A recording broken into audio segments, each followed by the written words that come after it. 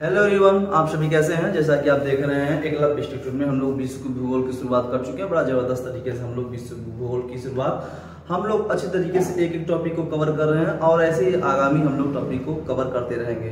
तो अभी तक हमने ब्रह्मांड की उत्पत्ति के बारे में बात किया था कि ओरिजिन ऑफ यूनिवर्स यानी ब्रह्मांड की उत्पत्ति कैसी हुई थी। उसके बाद हमने आकाशगंगा यानी मिल्की वे के बारे में पढ़ा था और मिल्की वे के बाद हमने क्या पढ़ा। आज हम लोग जो टॉपिक कवर करने वाले हैं वो हम बात करेंगे स्टार, यानी कि कैसे तारों का जन्म होता है, तारा है क्या, उसमें कौन कौन सी गैसें पाई जाती है, इसकी उत्पत्ति कैसे होती है, तारे कैसे रंग बदलते हैं और उनकी अंतिम अवस्था क्या है, क्या हमारा सूर्य मध्य में है, आ चुका है, इसके बारे में विशेष तौर पे आज हम लोग बात करेंगे। तो चलिए हम लोग शुरुआत करते हैं स्टार के बारे में कि स्टार आखिर तारा है क्या। ठीक है, तो समझेंगे कि जो तारों का जन्म बहुत जीवन काल जो होता है बहुत लंबा होता है। बात समझिएगा, जो तारों का जीवन काल होता है वो लंबा होता है क्योंकि वो तारों का जन्म हुआ कैसे है, अभी हमने इसे आज बताऊंगा कि तारों का जन्म होता कैसे है। आकाशगंगा के किस भुजाओं पे इसका जन्म होता है। ठीक है, विशेष तौर पे चलिए हम लोग समझते हैं। ठीक, देखिए एक चीज आप लोगों को गलती होती है, आप लोग वीडियो को फर्स्ट लास्ट तक नहीं देखते। आप लोग तो देख लेते हैं लेकिन फर्स्ट लास्ट तक नहीं देखते। आप लोग हर एक चीज को देखा करिए, जानकारी हमेशा रहना चाहिए। तो वीडियो को जब भी ओपन करें आप तो फर्स्ट से लास्ट तक जरूर देखने की कोशिश करिए, क्योंकि आपको मिलेगा ज्ञान। जब ज्ञान के लिए ही पढ़ रहे हैं ना, जब ज्ञान के लिए ही पढ़ रहे हैं तो ज्ञान लेने में जा क्या रहा है। तो आप वीडियो को देखा करिए, वीडियो को देखिए, उसका नोट्स बनाएं, आगे उसके आगामी एक एक चीज को कवर करें, फिर इसको रिकॉल करें, फिर बनाएं। ठीक है, चलिए तो मेरे दोस्त समझिए, हम बात कर रहे हैं कि तारों का निर्माण। बड़ा ध्यान समझो कि मेरे भाई तारों का निर्माण होता कैसे है।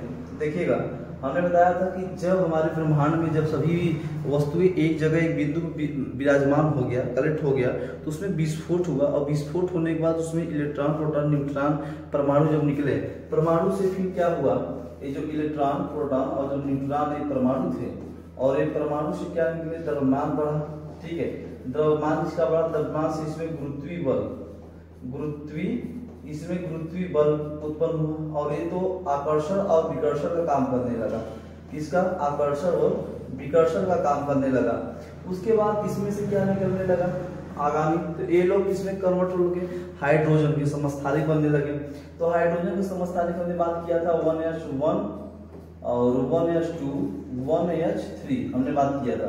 अब जब ये हुए कि 1s2 और प्लस 1s3 में ये जब जुड़ने लगे थे, यहाँ हुआ क्या मेरे दोस्त, हमने आगामी वीडियो में बताया था कि ये नाभिकीय संलयन की प्रक्रिया शुरू हुई। क्या हुई, नाभिकीय संलयन की प्रक्रिया यहाँ पे शुरू होती है। तो नाभिकीय जब संलयन की प्रक्रिया होती है तो इसमें से क्या निकलता है, हीलियम। क्या निकलता है, हीलियम।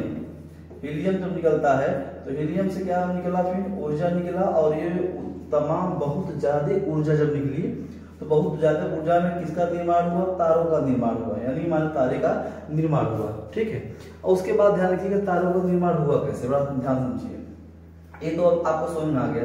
दूसरी चीज समझिए कि जैसे मान लीजिए कि ये हमारी क्या है, आकाशगंगा है। ये क्या है, हम कहेंगे सर ये तो आकाशगंगा है। ठीक है, मिल्की वे है, आकाशगंगा। ठीक है, ये आकाशगंगा। तो आकाशगंगा के तीसरी भुजा आपको दिख रहा है, यहाँ पे तीसरी भुजा है। ठीक है, यहाँ पे क्या है, तीसरी भुजा इसकी है। तीसरी भुजा जो है यहाँ पे धूल है, यहाँ पे धूल है और कण है। धूल कण के यहाँ पे क्या है, बादल छाए रहते हैं। ठीक है, धूल कण के क्या, बादल छाए रहते हैं और यहीं पे क्या होती है, नए तारों का क्या होता है, नए तारों का जन्म होता है। ठीक है, नए तारों का जन्म होता है। तो यानी हम क्या कहेंगे कि आकाशगंगा की तीसरी जो भुजा है घुलनशील, जो तीसरी भुजा घुलनशील है, वहीं पे धूल कण के बादल छाए रहते हैं और वो धूल कण के जो बादल होते हैं, ठीक है अभी बताऊंगा धूल कण के बादल क्या है, वहीं पे एक तारे का जन्म होता है, वहीं पे तारों का क्या होता है, जन्म होता है। तो आइए हम आगे प्रोसेस को बढ़ाते हैं, ये बातें आपको समझ में आ गई होगी। ठीक है, आइए मेरे दोस्त अब आगे हम बात करेंगे कि जो आज तारा हमारा है, जो स्टार हमारा है, ठीक है, बड़ा विशेष ध्यान रखिएगा एक ही चीज को।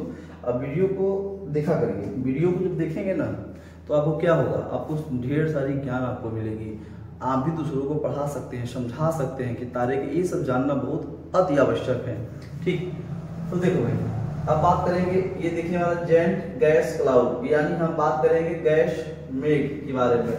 ये क्या है, गैस मेघ। ठीक है, गैस मेघ की बात करेंगे, गैस मेघ की बात करेंगे, गैस मेघ यानी गैस क्लाउड की बात करेंगे कि गैस क्लाउड है क्या। आप समझो बड़ी पहली अवस्था, ये आपको जो दिख रहा है, ये आपको जो दिख रहा है, इसकी तीसरी भुजा किससे है? धूल कण से भरी हुई है, धूल और कण से भरी हुई है। जो धूल कण यहाँ पे है वो किसकी बनी है? तो हम कहेंगे सर हाइड्रोजन। क्या है यहाँ पे? हाइड्रोजन। वह हीलियम है, ठीक है, हाइड्रोजन और हीलियम की ये धूल कण, ये बादल छाए हुए हैं, धूल कण के बादल, धूल कण के बादल। और धूल कण के बादल है क्या? तो कहेंगे सर हाइड्रोजन और हीलियम के बादल छाए रहते हैं, हाइड्रोजन और हीलियम के बादल छाए रहते हैं। बात समझ रहे हैं? हाइड्रोजन और हीलियम के बादल छाए रहते हैं। बस यहीं से क्या होती है? तारों का जन्म होता है। तारों का यहीं से जन्म की शुरुआत होती है, ठीक है, जन्म की शुरुआत होती है। ये तारों का पहला स्टेप है। तारों क्या है? पहला स्टेप है। हम लोग इसे क्या कहते हैं? इसे हम लोग कहेंगे नेबुला। क्या कहेंगे सर?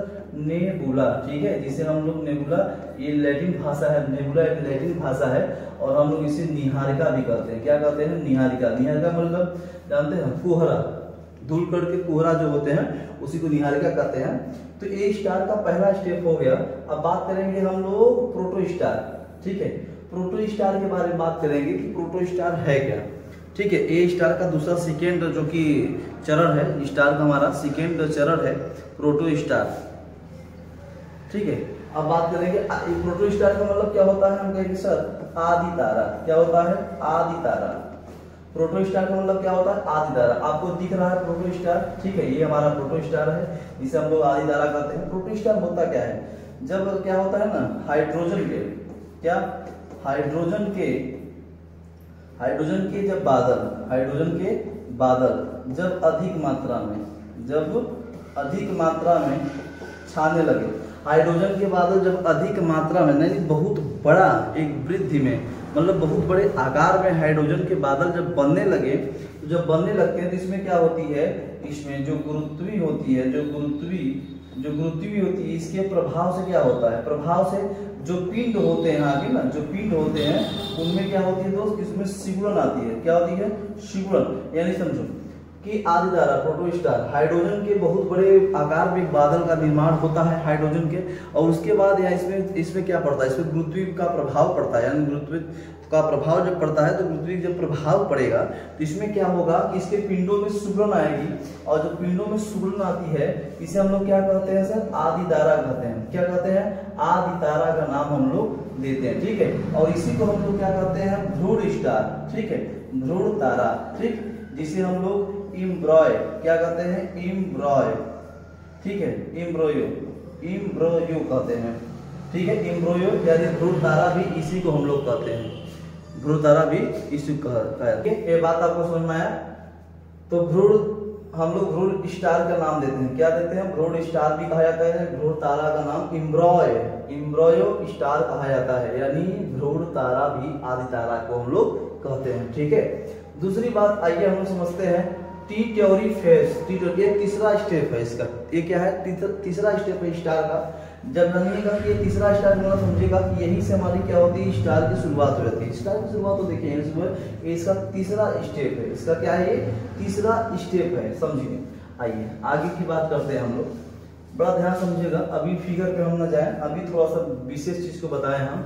जो हमारा स्टार होता है, क्या हमारा जो स्टार यानी जो हमारा तारा होता है, जो तारा होता है मेरे दोस्त, वो इसके तापमान पर निर्भर होता है। किसके तापमान पर निर्भर होता है? तारा जितने भी तारे जो चमकते हैं ना, वो तापमान, अपने तापमान पर निर्भर होता है। यानी जब तापमान रहेगा तभी जाकर तारा क्या होगी? चमकेगा, ठीक है। और हम लोग कहते हैं कि जो तारा होती है, तारा में क्या होती है? गैस, ठीक है, गैसों की वजह से इसमें चमक होती है, ठीक है। तो तारों में गैस नहीं होती, बड़ा ध्यान समझो कि तारों में जो गैस इसलिए नहीं होती, देखो बना तो है गैसों से ही, हाइड्रोजन हीलियम से ही, ठीक है, ऐसी बात नहीं है।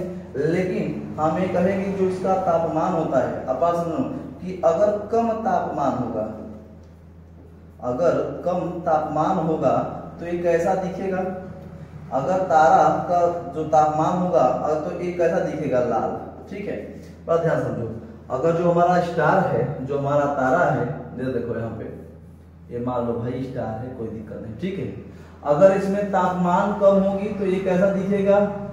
जो तारा है, ये तापमान अगर कम होगा, इसका तापमान कम होगा तो ये दिखेगा लाल। क्या होगा? लाल। अगर थोड़ा अधिक तापमान होगा, अधिक तापमान अगर होगा तो कैसा दिखेगा, सफेद, ठीक है, इसे नोट करिए। अगर कम तापमान होगा तो लाल दिखेगा, अधिक थोड़ा बढ़ा तो सफेद दिखेगा, और अगर बहुत अधिक हो गया, अगर बहुत अधिक हो गया, बहुत अधिक में हमको कैसा दिखेगा, तो लाल हो गया, सफेद हो गया, तो हमें कैसा दिखेगा, नीला यानी ब्लू दिखेगा, हम इसे ब्लू स्टार कहते हैं। तो कम तापमान में लाल दिखेगा, अधिक तापमान में सफेद, और बहुत अधिक दिखेगा तो हमें नीला दिखाई देता है स्टार, ठीक है, बड़ा ध्यान समझिएगा।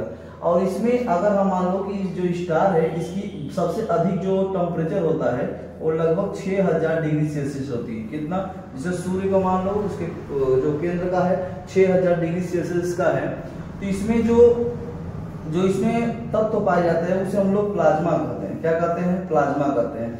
यानी हमको ये बताइए भाई, जैसे जो लोहा होता है, लोहा को जब पिघलाएंगे, पिघलाने के बाद हम कोई भी आकार देते हैं। एल्युमिनियम ले लो, एल्युमिनियम को पिघला कर कोई आकार दे सकते हैं। तो जो एल्युमिनियम पिघल चुका है ना उसे हम प्लाज्मा का रूप समझिए। किसका, प्लाज्मा का रूप समझिए, बड़ा ध्यान समझो। तो लोहे को अगर पिघला देंगे तो लोहा भी एक प्लाज्मा का रूप ले लिया, तो उसी प्रकार से 6000 डिग्री सेल्सियस पे क्या होगी, इसके अंदर क्या होता है, प्लाज्मा, गैस नहीं। स्टार के अंदर क्या होती है, प्लाज्मा, गैस नहीं। बात समझो।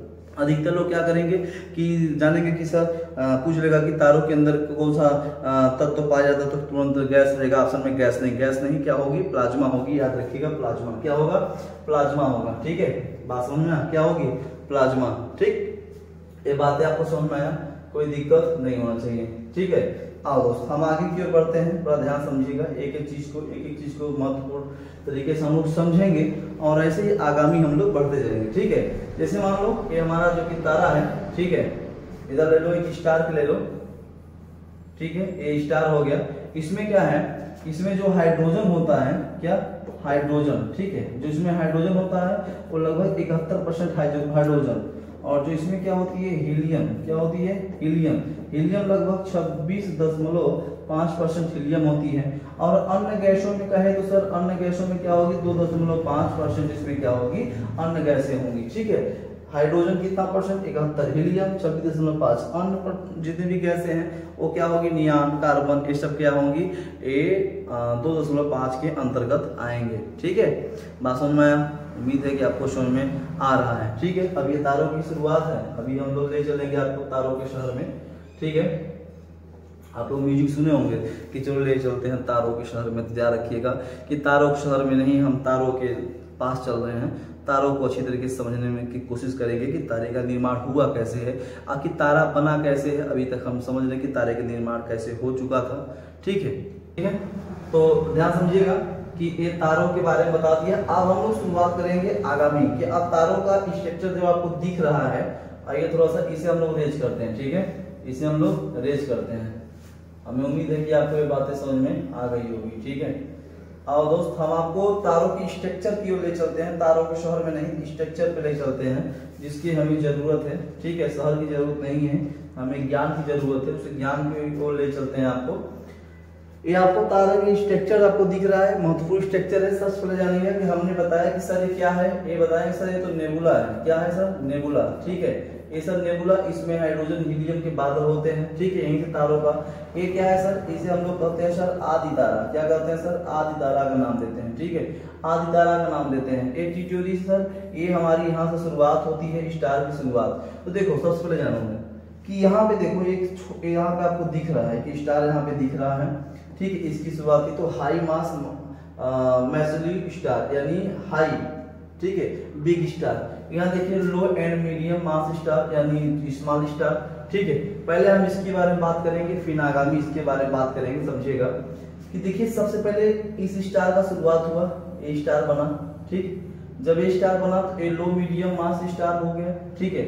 यानी जब ये स्टार की शुरुआत हुई, यानी हमें कहेंगे कि जैसे मान लो पहले किसी बच्चे का क्या हुआ, बच्चे का जन्म हुआ, ठीक है। जब जन्म होता है फिर वो बालक बनता है, बालक से फिर एडल्ट होता है, एडल्ट से फिर वृद्धावस्था की ओर जाता है। इसी प्रकार से स्टार का भी कुछ ऐसे ही स्ट्रक्चर है, जीवन काल ऐसे ही है, ठीक है।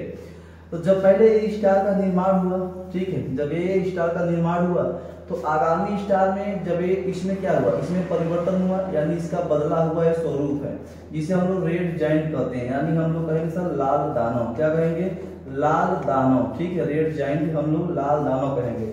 इसका ये दूसरा स्टेप है, इसका ये दूसरा स्टेप। तो मेरा ध्यान समझेगा कि इसी के बीच में हमारा सूर्य क्या है, हमारा मध्य में सूर्य पहुंच चुका है, लगभग 4.5 अरब वर्ष इसका जो कि जीवन काल है।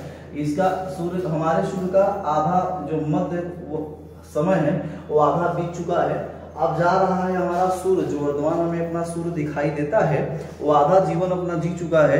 अब जो आगामी जो हमारा ये हो गया, सूर्य भी तो एक तारा है। सूर्य जब बना, सूर्य आया, आ चुका है मध्य में, कहाँ चुका है, मध्य में आ चुका है। अब मध्य से किसमें हमारा जो सूर्य होगा वो किसमें परिवर्तन होगा, तो कहेंगे सर लाल दानों में। आपको रेड दिख रहा होगा, ठीक है। जब ये लाल दानों में जब मेरे दोस्त ये परिवर्तन होगा तो आगे चल के क्या होगा, इसमें विस्फोट होगी और नेबुला के रूप में, बादल के रूप में ये होगा, इसका ये अंतिम चरण होगा। फिर यहाँ बनेगा व्हाइट ड्वार्फ, ठीक है, जिसे हम लोग क्या कहते हैं, श्वेत वामन, ठीक है, श्वेत वामन। और ब्लैक ड्वार्फ यानी ये क्या है, काला वामन, ठीक है, काला, ठीक है। बात समझ में, हम लोग श्वेत वामन बौना कह सकते हैं, कोई दिक्कत नहीं। तो ड्वार्फ फिर ब्लैक वामन में, यानी हमें कहेंगे सूर्य जब हमारा स्टार यहाँ बना था, सूर्य बना था, अब हमारा सूर्य यहाँ, अब तीसरे स्टेप में हमारा लाल दानों में होगा, फिर नेबुला में परिवर्तन होगी, विस्फोट होगी, व्हाइट ड्वार्फ में श्वेत वामन परिवर्तन होगा, फिर ब्लैक ड्वार्फ में परिवर्तन हो जाएगा, ठीक है। तो बड़ा ध्यान समझिएगा कि जब ये लाल दानों से जब इसमें कन्वर्ट होता है, कन्वर्ट होने के बाद नेबुला परिवर्तन होता है, नेबुला से व्हाइट ड्वार्फ में होता है, तो इसमें जो हीलियम होते हैं, जो इसमें क्या होती है, जो इसमें हीलियम होता है वो धीरे धीरे ऊर्जा, जो हीलियम से क्या निकलती है, ऊर्जा निकलती है, और ऊर्जा धीरे धीरे इसमें से क्या होती है, लुप्त हो जाती है, और एक गोले के रूप में, एकदम गोले के रूप में ये बन जाता है।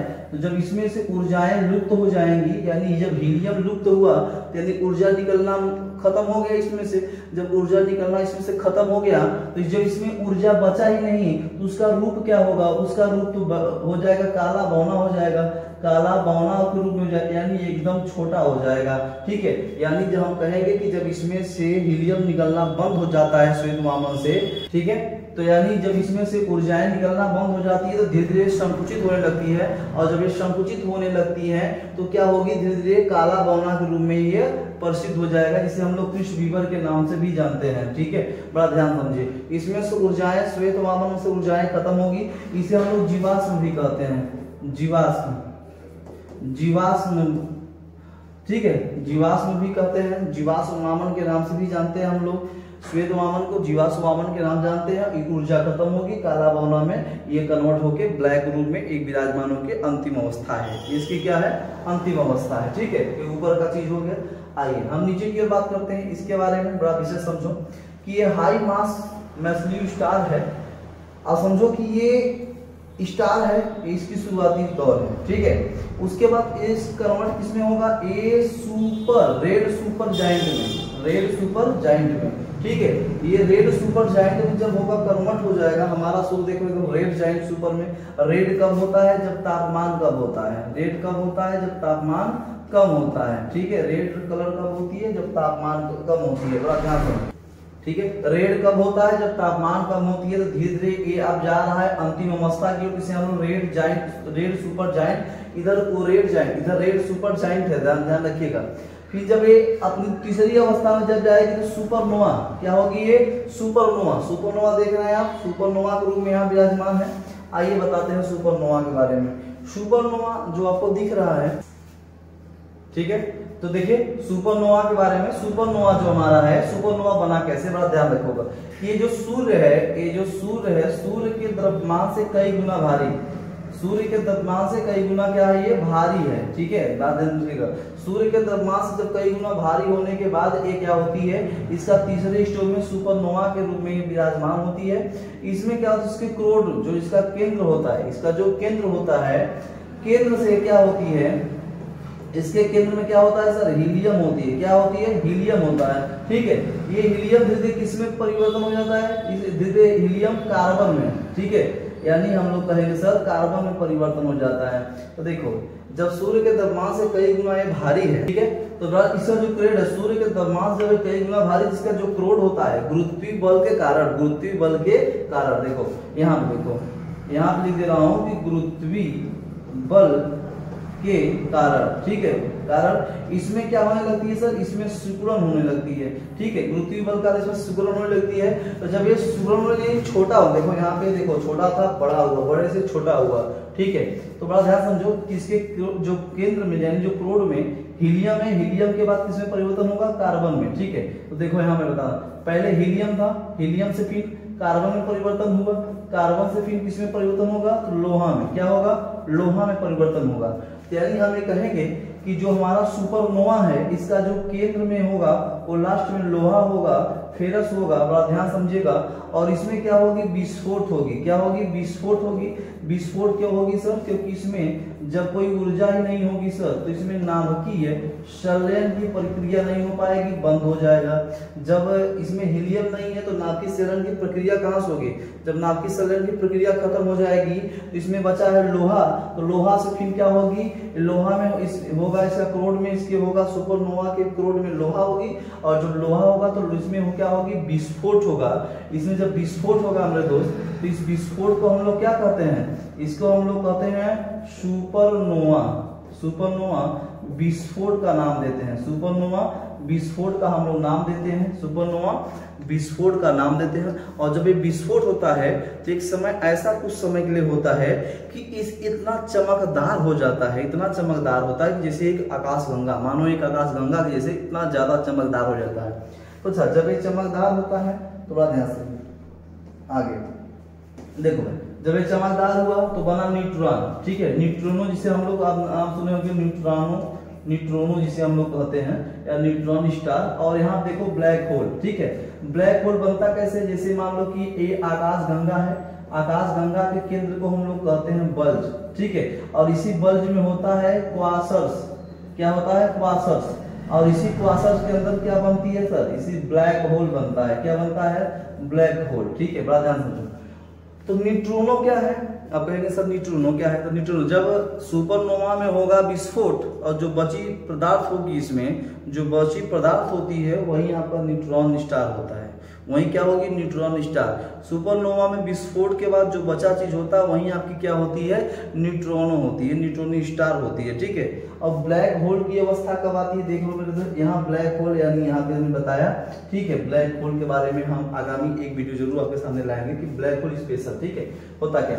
तो ये हमारा जो स्टार का ये अंतिम अवस्था चरण है, देखो डेट एंड रिमेन्स, यानी हमें कहेंगे सर ये सूर्य का हमारे यानी हमारे तारे का एक अंतिम जीवन समय चल रहा है, इसका अंतिम समय चल रहा है, अंतिम सांसें चल रही हैं इस समय, ठीक है। जब इसमें विस्फोट हुआ, इसमें अंतिम समय इसका समय चल के ये एक समय होगा, ये खत्म हो जाएगा, एक समय क्या होगा, ये खत्म हो जाएगा, ठीक है, ध्यान समझिएगा। तो हमने भी आपको बताया कि देखिए ये नेबुला है, शुरुआत प्रोटॉन स्टार से हुआ है, फिर यहाँ से टी फेज से हुआ है, हाई एंड लो बताया कि स्टार है, स्टार से रेड जाइंट में, फिर नेबुला परिवर्तन होकर व्हाइट ड्वार्फ एंड ब्लैक श्वेत वामन काला बौना में परिवर्तन हो जाएगा, लास्ट इसका चरण है, इसमें सारी ऊर्जाएं खत्म हो जाएंगी, ठीक है। उसके बाद हमने बताया कि सूर्य था, इससे बड़ा बना, फिर ज्यादा आगामी मतलब यानी हम ये कहेंगे, आओ मेरे दोस्त, यानी हम ये कहेंगे जैसे मान लो कि ये देख लो, ठीक है, एक छोटा सा बच्चा इधर, ठीक है, फिर उससे बड़ा बच्चा, फिर उससे,